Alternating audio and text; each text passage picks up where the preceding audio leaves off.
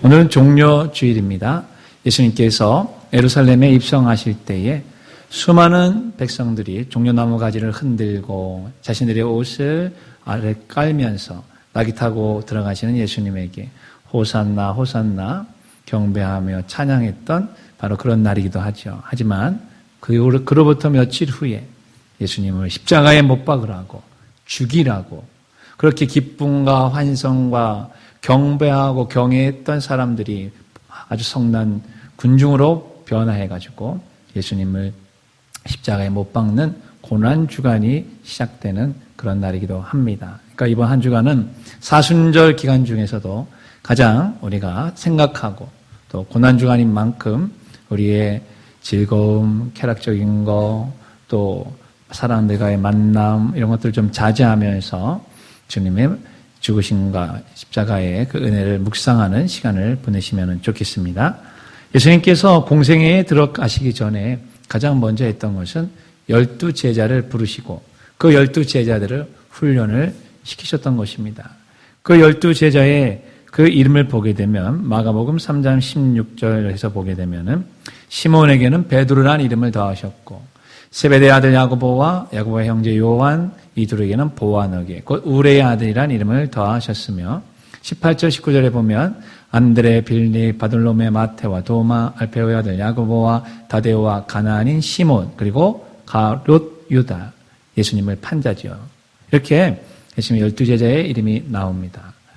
예수님께서는 12제자를 부르시면서 그들과 어떻게 하기를 원하셨을까요? 물론 보내며 전도하기도 원하셨고 귀신 내어 쫓는 능력을 주셔서 예수 그리스도의 이름의 능력을 증거하기도 원하셨습니다. 그러나 가장 중요한 것은 자기와 함께 하기를 원하셨어요. 그러니까 예수님이 제자들을 부르시고 여러분과 저를 부르신 것은 무슨 전도해라, 능력 있는 자가 되어라, 병 고쳐라 그것보다도 먼저 나와 함께 있자, 나와 함께 교제하자 이것이 먼저임을 믿으시길 바랍니다. 그래서 예수님과의 교제, 하나님의 임재 안에 들어가 있는 예배자의 삶이 가장 먼저 우리에게 있어야 한다 하는 것입니다. 하지만 가룟 유다가 예수님을 배반하여서 예수님을 대세상에게 팔아버렸죠. 그리고 11 제자들 중에서 예수님이 십자가에 돌아가실 때에 그 자리에 있던 사람은 사도 요한 한 사람밖에는 없었습니다. 다 도망갔습니다. 예수님은 돌아가셨어요. 금요일날 오후 3시. 아침 9시부터 3시까지 6시간 동안의 십자가의 고통을 당하셨습니다. 그리고 곧바로 이제 금요일 오후 6시부터 토요일 오후 6시까지는 안식일입니다. 그러니까 안식일이 가까워졌습니다. 십자가에 그대로 내버려 둘 수는 없습니다. 누군가가 그 십자가에 있는 예수님의 시신을 장례를 치러줘야 됩니다. 그때 나타났던 혜성과 같이 나타났던 사나이가 있었습니다. 그 사람의 이름이 바로 아리마대 요셉이 되는 것입니다. 아리마대 요셉 그는 예수님이 부르신 12제자 중에 한 사람이 아닙니다. 그는 예수님이 살아계셨을 때에 예수님께 나와왔던 자가 아니었어요. 그러나 예수님을 알고 있었고 예수님의 가르침도 교훈도 따랐던 예수님의 제자였습니다. 마태복음 27장 57절을 같이 읽겠습니다. 저물었을 때에 아리마대의 부자 요셉이라 하는 사람이 왔으니 그도 예수의 제자라. 네, 예수님의 제자라고 분명히 표시되어져 있죠. 그렇다면 아리마대 요셉은 예수님의 몇 번째 제자에 해당이 될까요? 아까 예수님의 제자들은 몇 명이었다고요? 12명. 그러면 아리마대 요셉은 몇 번째 제자에 해당할까요?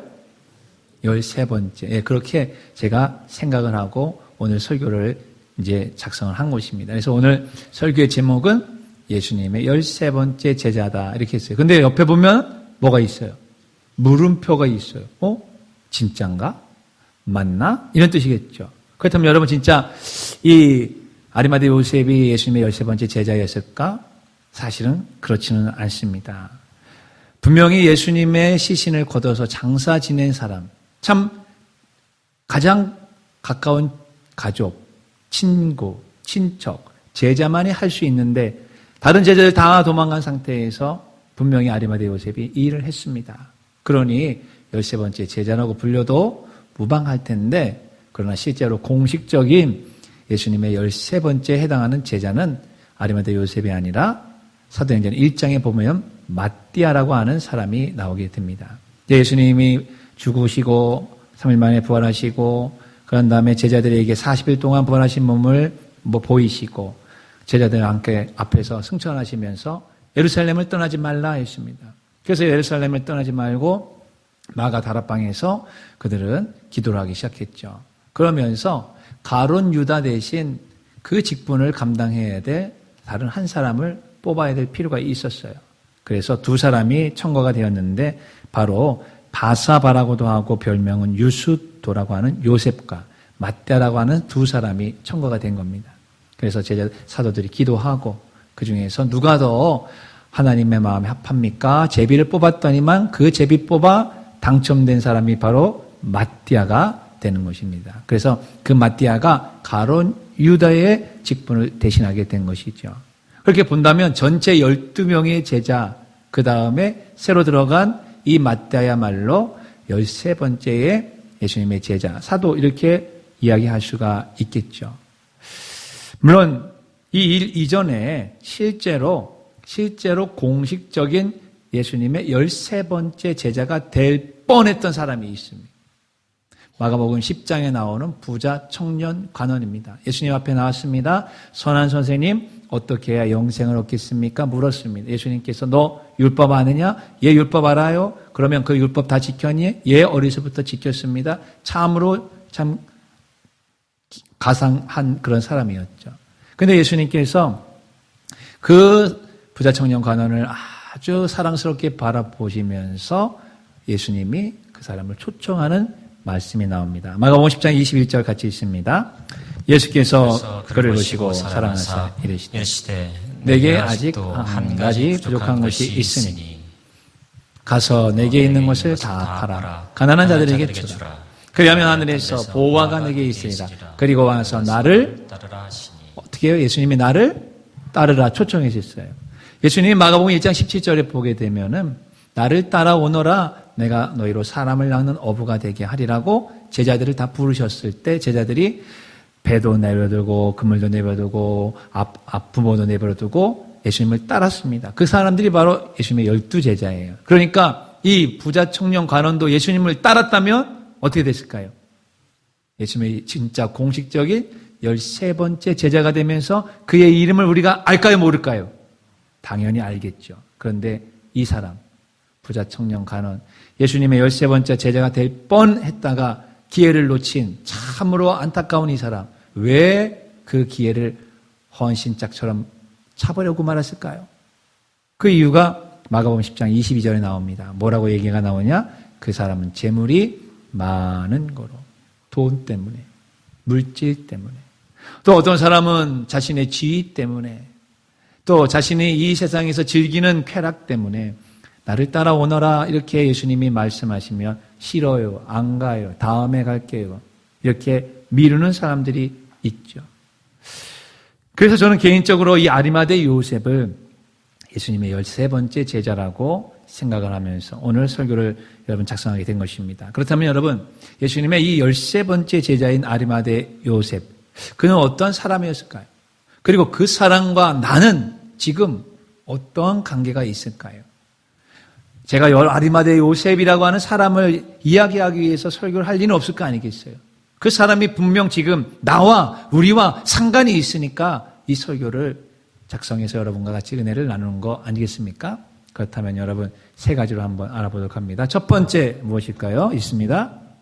예수님의 13번째 제자는 샤이 제자였습니다. 샤이 제자. 샤이가 뭐예요? 샤이. 우리가 좀 있으면 이제 대통령 선거를 다시 또 해야만 됩니다. 그래서 지금 여론조사도 많이 할 것이고 뭐 하다 보면은 꼭 나오는 단어가 있을 거예요.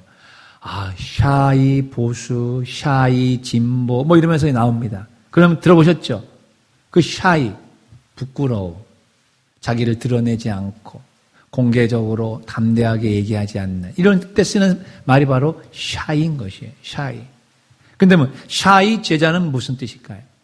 예수님을 믿어요. 예수님의 제자예요. 그러나 공개적으로 드러내지 않는 거예요. 떳떳하게 드러내지 않습니다. 다른 사람 앞에 말하지 않습니다. 나 예수 믿는다고 표현하지 않습니다. 샤이 제자, 샤이 그리스도인이 되는 것이죠. 그렇다면 왜 샤이 제자가 되었을까요? 아리마대 요셉은.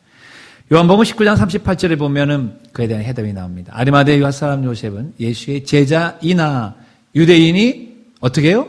두려워 그것을 숨겼더라 하는 것입니다. 사실 아리마대 요셉은 직업이 산헤드린 공회원입니다. 이것은 오늘 우리로 말하면 국회의원에 해당하는 아주 높은 관직을 가지고 있었던 사람이에요. 물론 그는 존경받는 공회원이라고 표현되어 있습니다. 여러분 우리나라 국회의원들 300명이 있는데 그중에는 한 몇 명 정도가 국민들한테 존경받고 있을까요? 300명 다? 그러면 너무 좋을 텐데. 여러분 생각하기에는 반 이상이 존경받고 있는 국회의원이라고 생각하십니까? 그거는 여러분의 판단이 맡기겠습니다. 하여간 이 아리마대 요셉은 존경받는 공회원이었어요. 그리고 하나님의 나라를 기다리는 사람이기도 했고요. 하나님을 잘 믿는 사람이었습니다. 그러니까 이 존경받는 산헤드린 공회원이 예수 그리스도의 제자라고 자기가 드러내고 말할 수 없던 이유가 무엇이었을까? 그것은 바로 이 산헤드린 공회에서 예수님을 십자가에 죽이라고 판결을 했던 것이에요. 그게 넘겨준 거예요. 빌라도한테. 그러니 여러분 한 70명, 71명으로 구성되어져 있는 그 산헤드린 공회원 그 가운데 이 아리마대 요셉이 있는데 나는 예수님의 제자예요. 이렇게 말하면 이거 어떻게 되는 것이죠? 배신자가 되는 것이죠. 생명의 위협이 당연히 있겠죠. 그러니 당연히 그는 그렇게 말할 수가 없었던 것이에요. 다만 판결을 할 때 그 판결에 동참하지를 않았습니다. 누가복음 23장 50절 51절을 보면 공회의원으로 선하고 의로운 요셉이라고 하는 사람이 있으니 그들의 결의와 행사에 찬성하지 아니하였다. 이렇게 나옵니다. 그러니까 다른 산헤드린 공회원들이 예수를 죽여야 된다. 십자가에 쳐야 된다라고 얘기할 때 아리마대 요셉은 거부했던 사람이었습니다. 왜? 예수님의 제자였었으니까요. 그러나 드러내지 않았습니다. 또한 그는 부자였습니다. 잘 살았어요. 돈도 많았어요. 그러니까 그가 가지고 있었던 그 자신이 나중에 죽으면 들어가려고 하는 그 무덤을 예수님에게 드릴 수가 있었던 것입니다. 여러분 이처럼 부자요, 정치적으로는 아주 높은 지위에 있는 사람이 드러내놓고 내가 예수의 제자다 이렇게 얘기한다면 유익이 있을까요? 불이익이 있을까요? 손해가 있을까요? 손해가 있을까요? 네, 막대한 손해가 있겠죠. 막대한 손해가 있을 것입니다. 그러니 당연히 두려워했을 것입니다. 예수님의 제자라고 그가 밝히는 순간 자신의 경제적인 부유함, 그리고 편안하게 살았던 삶, 정치적인 그 높은 지위, 존경받았던 것, 이 모든 것이 한꺼번에 사라질 수 있다는 것이에요. 그래서 예수님이 살아계시는 동안은 샤이 제자로 지내게 되었던 것입니다. 사랑하는 성도 여러분, 그렇다면 우리는 어떻습니까? 우리는 지금 정말 예수님을 메시아로, 구세주로, 나를 위해 죽으시며 유일하게 나를 영원한 생명을 주실 수 있으신 유일하신 하나님의 아들로 믿고 계십니까? 그것을 믿을 것입니다. 그러면 그것을 가정에서, 직장에서, 사회에서 사람들에게 나 예수 믿어요. 나 예수 제자예요. 나 그리스도인이에요. 이렇게 이야기하고 계십니까? 아니면 아리마대 요셉같이 샤이 그리스도인이십니까? 샤이 제자, 샤이 그리스도인으로 있는 이유는 단 한 가지 때문에 그런 것입니다. 두려움 때문에 그런 것입니다. 두려움. 뭐가 두려울까요? 물질적인 손해가 날까 하는 두려움. 육체적인 박해와 죽음이 있을까 하는 두려움. 다 두렵죠, 여러분. 그걸 두려워하지 않는 사람이 어디 있겠습니까? 더 나아가 인간관계가 불편해지고 껄끄러워질 거라고 하는 그러한 두려움이 여러분에게 있을 것입니다. 가정에서 내가 예수 믿는다고 우리 아내분들이, 여성분들이 얘기하면 남편하고 싸워야 돼요. 또 시부모하고 다퉈야 됩니다. 왜? 시부모의 가정이 보니까 무교나 아니면 다른 종교이다면 이 갈등이 더 번지게 되는 것이죠. 그러니까 가정의 평화를 위해서, 가정의 합평을 위해서 그렇게 처녀 때에는 예수 잘 믿었는데 그렇게 청년 때에는 정말 중고 청년 때에 예배 한번 빠지지 아니하고 성경 읽으면서 기도 열심히 하고 눈물 콧물 흘리면서 기도했는데 시집 가니까 장가 가니까 가정의 화평을 위해서 내가 잠깐 쉬어주지. 그런 분들이 꽤 많이 있습니다. 샤이 그리스도인이 되는 것이죠.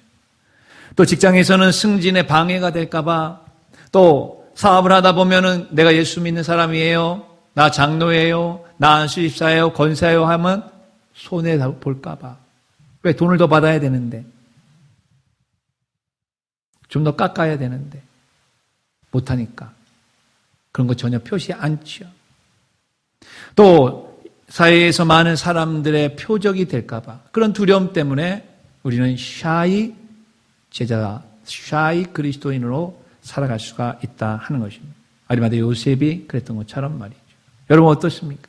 우리는 어떤가요? 아리마대 요셉의 이야기를 하는 것이 아니라 나는 지금 어떠냐 하는 것이. 담대하게 예수님을 믿는다고 담대하게 이야기하고 있습니까? 가정에서 남편에게, 자녀들에게, 부모에게 이야기하고 있습니까? 직장에서 나 예수 믿는 사람이기 때문에 당신과 같은 그런 거 안 합니다. 부정부패 나는 안 들어갑니다. 이 얘기하고 있습니까? 이것이 바로 오늘 우리가 이 아리마대 요셉 13번째 제자를 통해서 나 자신을 발견하고 예수 안에서 담대한 제자가 되어야 되는 것입니다. 예수님은 우리에게 마태복음 10장 32절에서 39절에 분명히 말씀하고 있습니다. 교독합니다. 누구든지 사람 앞에서 나를 시인하면 나도 하늘에 계신 내 아버지 앞에서 그를 시인할 것이요.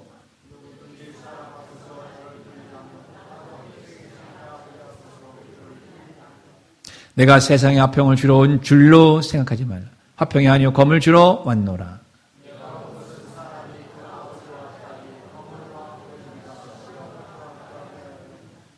사람의 원수가 자기 집안 식구니라.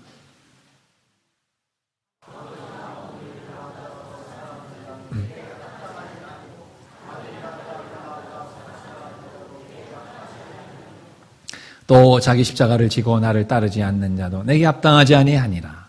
자기 목숨을 얻는 자는 잃을 것이요 나를 위하여 자기 목숨을 잃는 자는 얻으리라. 주님의 말씀을 기억하시길 바랍니다. 아리마대 요셉, 그는 예수님이 살아계실 동안에 샤이 제자였어요. 그러나 예수님이 죽은 그 십자가에서 그는 담대하게 자신의 신앙을 고백하며 드러내는, 그걸 우리는 요즘 뭐라고 합니까? 커밍 아웃 했다고 얘기하죠. 커밍 아웃. 진짜 내가 예수님의 제자라고 이야기하신 그 담대함이, 그 두려움을 이길 수 있는 그 믿음이 오늘 우리에게 있기를 주의 이름으로 축원합니다. 두 번째 같이 읽습니다. 예수님의 13번째 제자는 하나님의 나라를 기다리는 사람이었습니다. 오늘 보면 43절을 보게 되면은 아리마대 사람 요셉이 와서 당돌이 빌라도에게 들어가 예수의 시체를 달라고 했습니다. 이 사람은 존경받는 공회원이고 그렇게 했던 이유는 하나님의 나라를 기다리는 사람이라고 했어요. 여러분, 하나님의 나라를 기다리는 사람이라고 했으니까 분명히 아리마대 요셉은 두 세계를 살고 있었던 거예요. 하나는 하나님의 나라, 하나는 세상 나라입니다. 우리도 마찬가지입니다. 우리도 지금 이 땅에 현실에는 세상 나라에 살고 있지만 우리는 믿음으로 하나님의 나라를 소유하고 또한 우리가 죽게 되면 영원한 하나님의 나라에 갈 수 있다는 사실을 믿고 있는 거 아니겠습니까? 그러므로 하나님의 나라를 기다리는 사람은 반드시 하나님의 나라의 주인 하나님을 인정하고 믿는다는 것이죠. 그죠? 그런데 그 하나님을 안 믿으면서 하나님의 나라를 내가 기다리고 있다? 말이 안 되는 겁니다. 그건 절대로 말이 안 되는 것이에요.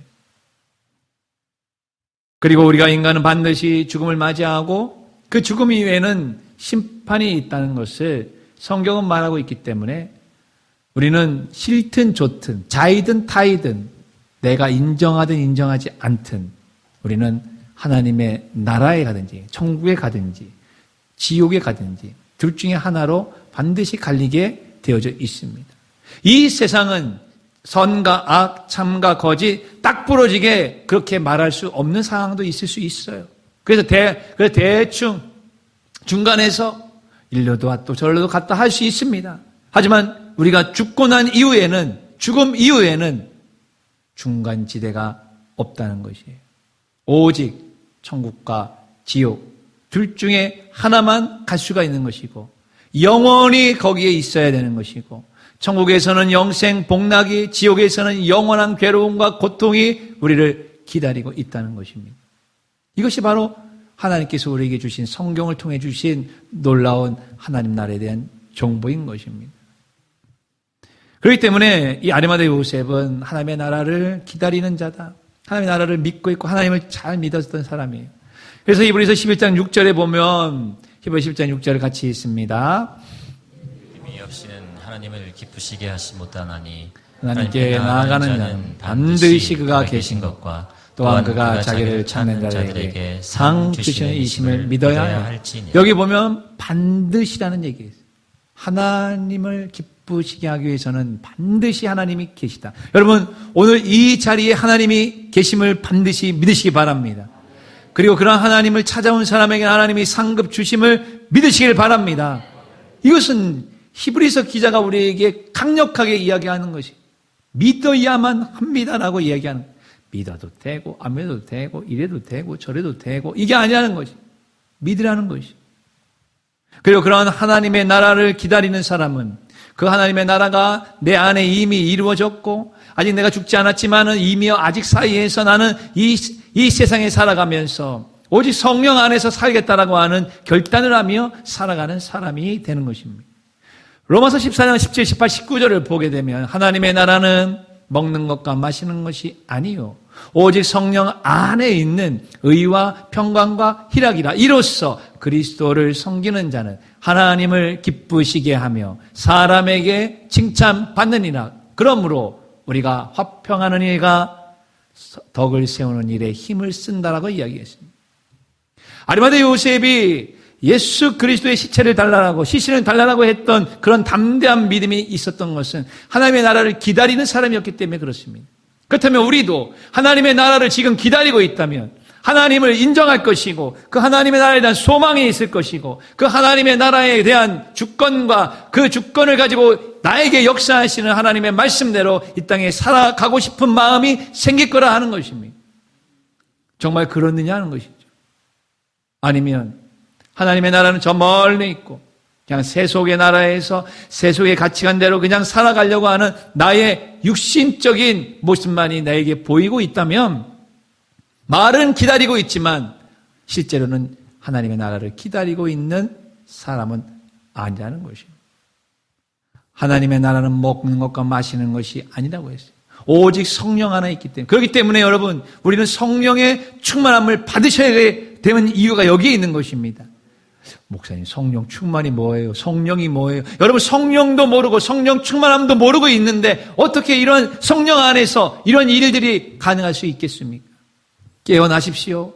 게으름에서 깨어나시고 세속에서 깨어나시고 세속적인 욕망과 세속적인 정욕에서 깨어나시고 하나님이 하시는 말씀이 무엇인지를 알려고 열심을 내보시기를 간절히 바랍니다. 왜냐하면 그것이 내 영혼을 위해 가장 긴급하고 소중한 것이기 때문에 그런 것이. 오직 성령 안에 있는 의와 평강과 희락이라. 예수 그리스도를 믿는 사람이 추구하는 것은 의를 추구하는 것이 불의를 추구하는 것이 아닙니다. 의는 믿음으로 얻을 수가 있는 것입니다. 불신과 의심을 우리는 버려야 되는 것이. 의와 평강이라고 했습니다. 평강은 뭡니까? 영혼, 내 마음이 얻는 것이 바로 평강인 것이에요. 그러나 내 육신이 얻는 것은 뭡니까? 편안인 것이. 그러니까 육신의 편안함만을 위해서, 편안한 육신적인 삶만을 위해서 오직 편안하려면 돈이 많으면 되죠. 이 시대는 돈만 많으면 편안합니다. 왜? 편리한 것들을 사서 구비해 놓고 이용하면 편리하니까. 그렇기 때문에 돈을 추구하는 것이에요. 그리고 희락이라고 했어요. 희락은 뭐예요? 내 영혼이 하나님 안에서 임재 안에서 성령 안에서 얻을 수 있는 영적인 기쁨인 것이에요. 그 영적인 기쁨이 내 정신적인 기쁨과 내 육체적인 기쁨을 다스리게 될 때에 진정 내 마음에 만족과 행복이 넘치게 되는 것입니다. 그러나 우리는 희락 대신에 무엇을 추구하고 있습니까? 쾌락을 추구하고 있는 거 아니겠어요? 육신의 말초 신경적인 쾌락만을 추구하고 있기 때문에 하나님의 나라에 대해서는 멀리 있고 하나님의 나라를 경험하지도 못하고 그렇게 살아가는 것입니다. 꼭 기억하십시오. 의와 평강과 희락을 추구하는 사람이 하나님의 나라를 기다리며 그 하나님의 나라를 위해서 가고 있는 사람이라고 하는 것입니다. 그런 사람은 하나님을 기쁘시게 하고 사람에게도 칭찬받는다 그랬습니다. 하나님을 기쁘시게 하는 게 무엇이겠습니까? 예배입니다. 하나님을 기쁘시게 하는 게 무엇이겠습니까? 전도인 것입니다. 하나님을 기쁘시게 하는 게 무엇이겠습니까? 내 자신을 부인하고 예수의 십자가를 잡고 가는 것입니다. 사람에게 칭찬받는다고 했어요. 여러분, 우리가 예수님을 믿으면서 사람에게 칭찬받는 것이 아니라 오히려 사람에게 손가락질 받고 사람에게 피스메이커가 아니라 트러블메이커가 되고 사람에게 껄끄러운 대상이 된다면 이 얼마나 가슴 아픈 일이겠느냐 하는 것입니다. 왜요? 그리스도인으로서 하나님과 사람 사이에 공의와 사랑의 화목제가 되셨던 예수 그리스도를 믿는 우리가 바로 그런 사람이 되어야 되는 것이 마땅하다고 얘기하는 것이죠. 그래서 합평하는 일과 덕을 세우는 일에 힘쓰는 사람, 그 사람이 바로 하나님의 나라를 기다리는 사람인 줄로 믿습니다. 아리마대 요셉이 바로 그런 사람이었어요. 또 구약에 보게 되면 열왕기상 18장에 보면 엘리야가 바알과 아세라 선지자의 갈멜산 전투 내용이 나옵니다. 열왕기상 18장의 주인공은 엘리야입니다. 그래서 850명의 바알과 아세라 850명의 선지자들과 혼자 싸워서 이깁니다. 그 이야기는 여러분 갈멜산 전투라고 여러분이 알고 있어요. 그리고 성가대원들도 그 찬양 중에, 성가 찬양 중에 그런 찬양을 불렀던 적이 기억날 것입니다. 갈멜산에 엘리야의 하나님은 나의 하나님 막 이러면서 막 불렀던 찬양 기억하실 것이에요. 그런데 여러분, 이 열왕기상 18장에 보게 되면 바로 이런 아리마대 요셉과 같이 하나님의 나라를 기다렸던 한 사람이 나오는데 그 사람의 이름이 바로 오바댜입니다. 오바댜. 그런데 이 오바댜는 북왕국 이스라엘이 19명의 왕이 있었는데 그 중에서도 가장 사악하고 가장 우상 숭배가 가장 심했던 아합 왕 때 그 아합 왕의 가장 신뢰를 받고 있었던 신하였어요. 국내 대신이었습니다. 이해가 안 가죠. 저도 여러분 이해가 안 갑니다. 여러분 보통 악한 군주, 악한 왕이 많으면 그 주변에는 어떠한 신하가 많을까요? 간신배들이 많다고 하는 것은 너무나도 잘 알고 있는 것입니다. 그런데 어떻게 오바댜 같은 사람이 있었을까? 오바댜는 지금 표현하기를 여호와를 지극히 경외하는 자라. 여호와를 경외하는 게 아니라 지극히 경외하는 자라는 표현을 지금 쓰고 있는 것입니다. 아니 그런 사람이 어떻게 가장 악한 아합 왕 옆에 있었을까? 권력을 탐했을까? 부를 탐했을까? 그래서 있었을까? 아닙니다. 전체 내용을 보면 절대로 그런 것이 아니었습니다. 엘리야 선지자는 그야말로 아합 왕과 1대1로 전면전에서 그는 선과 악의 싸움을 했던 사람이라고 한다면 이 오바댜라고 하는 국내 내시는 그 적진 아래에서 그 썩고 뭉그러지고 죄악에 관영했던 그 조직, 그 사회, 그 무리 그 안으로 들어가서 친히 예수 하나님을 믿는 믿음을 실천에 옮겼던 사람입니다. 누가 더 어려웠을까요? 누가 더 힘들었을까요? 많은 사람들은 엘리야만 알아줍니다. 오바댜를 별로 기억하는 사람이 없어요. 지극히 경외하는 자라. 그가 하나님의 나라를 기다리지 않았다면 그런 행동을 보이기는 어려웠을 것입니다. 그리고 그 오바댜는 제가 예전에 여러분 오바댜라고 하는 재직이라고 해서 이 본문을 가지고 주일 예배 때 설교했던 적이 있을 것입니다. 그래서 오바댜 성도는 오 바다와 같은 믿음을 소유합니다. 오 바다. 왜 그랬을까요? 바다가 썩지 않는 이유는 3%의 소금 때문이라고 우리는 알고 있습니다. 바다는 모든 것을 다 받아들인다고 해서 바다입니다. 아, 얘는 싫고 쟤는 싫고 이 강은 싫고 저 쓰레기는 싫고 안 받아들이는 게 없어요. 그냥 다 받아주는 거예요. 그래서 바다입니다. 근데 왜 썩지 않을까요? 3%의 소금기가 늘 유지되기 때문에 그런 것입니다.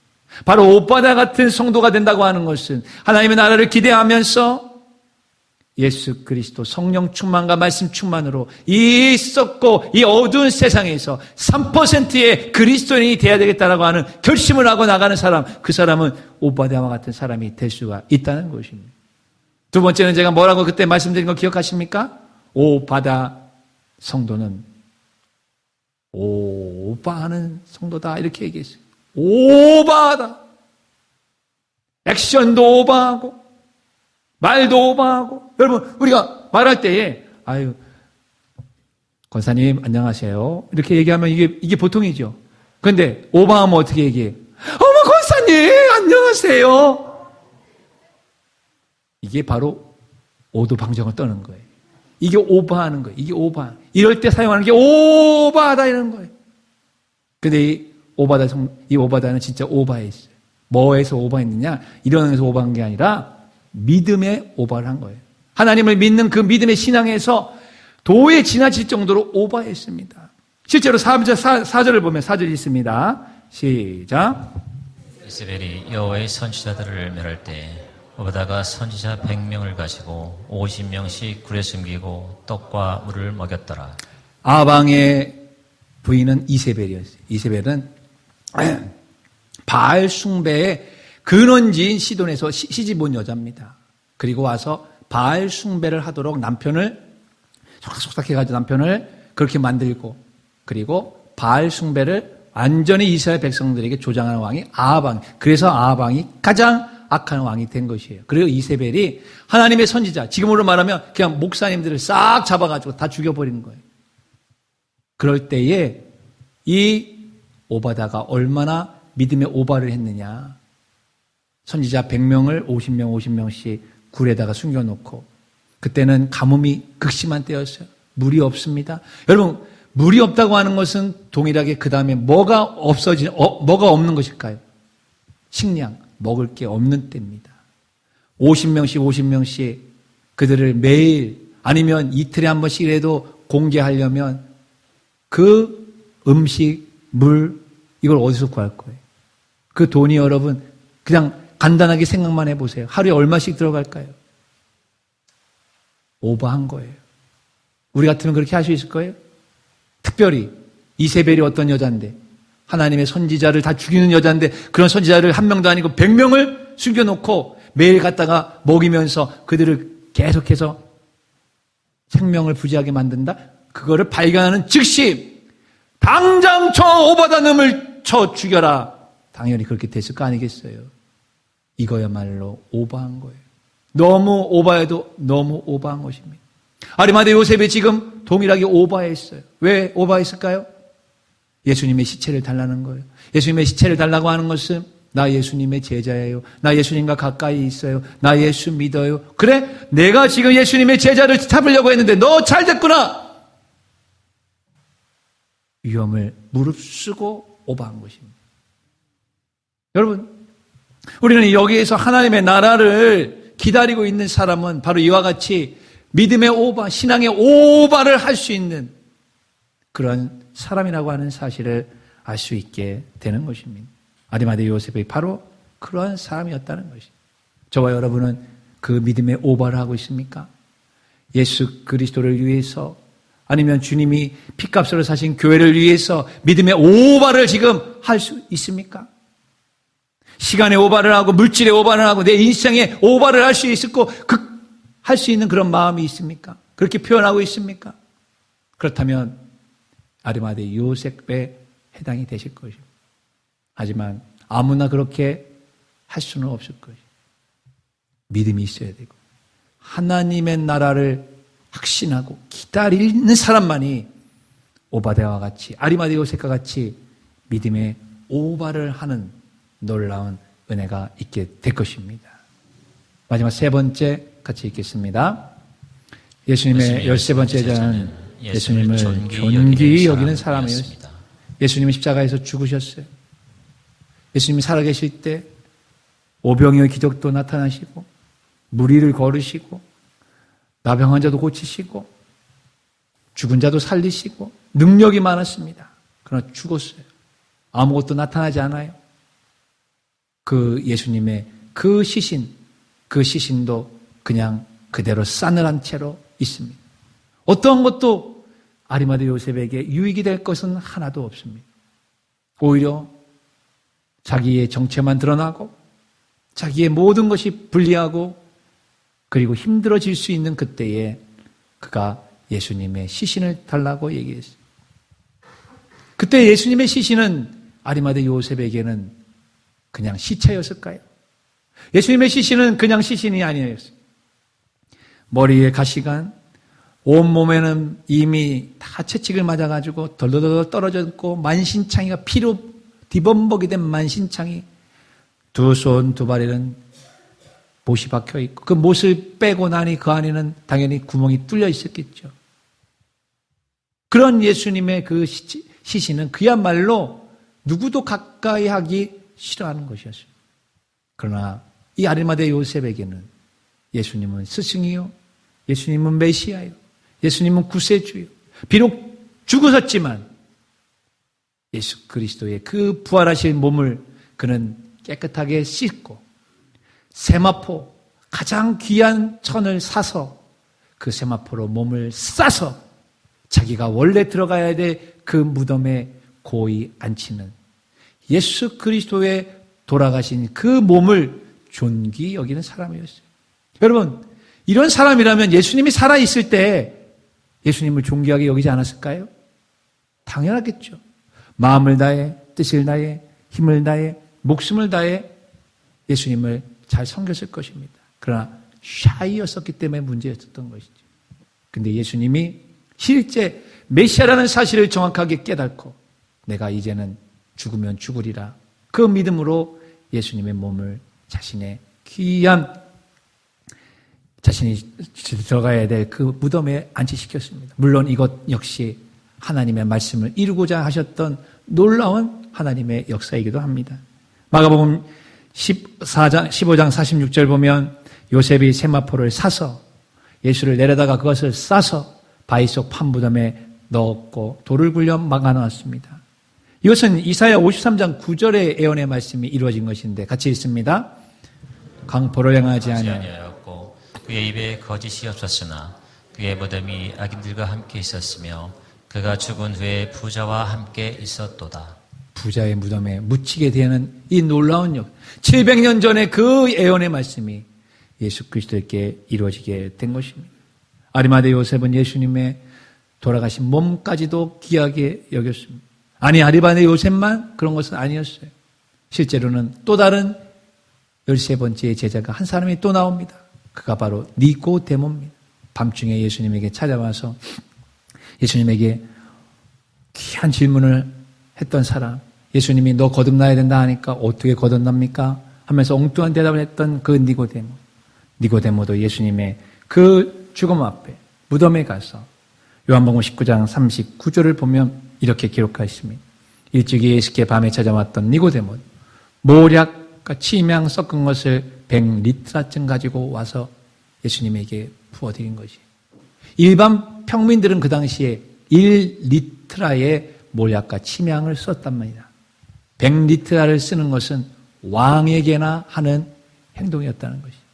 그러니 니고데모가 예수님을 무엇으로 인정한 거예요? 왕으로.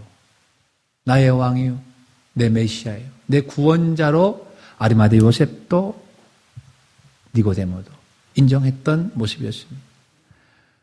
여러분, 우리가 하나님을 경외하고 예수 그리스도를 믿고 성령이 내 안에 계시고 성삼의 일체 하나님을 정말 믿는 사람이라면 하나님의 종들에 대해서 어떤 마음을 품을까요?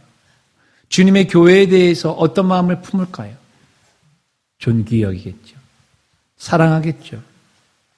오바댜라고 하는 아까 열왕기상 18장에 나오는 그 사람도 엘리야를 만났을 때에 땅에 팍 주저앉아서 넙죽절하며 엘리야여 당신이십니까? 이렇게 얘기합니다. 그래서 제가 그때 오바댜 성도를 얘기하면서 오바댜 성도는 바닥 성도입니다 라고 말씀드렸습니다. 바닥까지 내려가는 겸손함을 하나님 앞에 표현하는 성도라고. 기억나세요? 기억나시면 좋고요. 기억 안 나시면 다음에 다시 한번 할 수 있는 기회가 되는 거니까. 고넬료라고 하는 사람이 베드로를 초청했을 때 그 베드로 앞에 백부장 고넬료가 무릎을 꿇고 백부장임에도 불구하고 정복자인데 피정복민한테 무릎을 꿇고 예의를 갖춥니다. 왜요? 하나님의 사자라고 믿었기 때문에. 아리마대 요셉, 니고데모, 오바댜, 고넬료, 많은 성경에 나오는 인물들은 다 하나님을 경외하는 사람이었어요. 하나님을 경외하는 사람들은 그 당시의 제사장, 레위인들을 존경하고 존중히 여깁니다. 오늘날로 말하면 교회를 소중히 여깁니다. 교회의 사역자들을 존귀히 여기는 것이죠. 반대가 된다면 어떤 일이 벌어질까요? 반대가 된다고 하는 것은 하나님의 나라를 기다리는 것도 아니고, 그리고 진정 내 마음에 예수 그리스도를 사랑한다고 하는 그런 표현도 사실은 안 되는 것이죠. 모든 것은 논리가 있습니다. 모든 것은 순서가 있습니다. 그렇기 때문에 그냥 무조건 우리가 나는 믿어요. 나 이렇게 믿습니다. 저렇게 믿습니다. 말로만 되지 않습니다. 이제 말씀을 정리합니다. 오늘 이 아리마대 요셉, 그는 누구였을까? 그는 예수님의 13번째 제자였습니다. 자신의 정체를 드러내면서까지 위험을 감수하며 빌라도에 가서 예수님의 시체를 달라고 했던 그 사람이었습니다. 왜 그랬을까요? 예수님의 이 제자였던 13번째 제자 아리마대 요셉은 샤이 제자였었어요. 하지만 예수님이 돌아가시면서 그는 자신의 믿음을 담대하게 사람들 앞에 드러내는 사람이 되었습니다. 저와 여러분은 샤이 제자입니까? 샤이 그리스도인입니까? 담대한 그리스도인입니까? 아리마대 요셉은 13번째 제자로서 하나님의 나라를 기다렸습니다. 그렇기 때문에 그는 선하고 의로우며 그는 존경받는 공회원으로서의 삶을 살았던 것입니다. 저와 여러분 하나님의 나라를 기다리고 있습니까? 그래서 하나님을 기쁘시게 하고 사람들에게 칭찬도 받고 화평하고 덕을 세우는 일을 지금 하고 있습니까? 의와 평강과 희락을 추구하고 있습니까?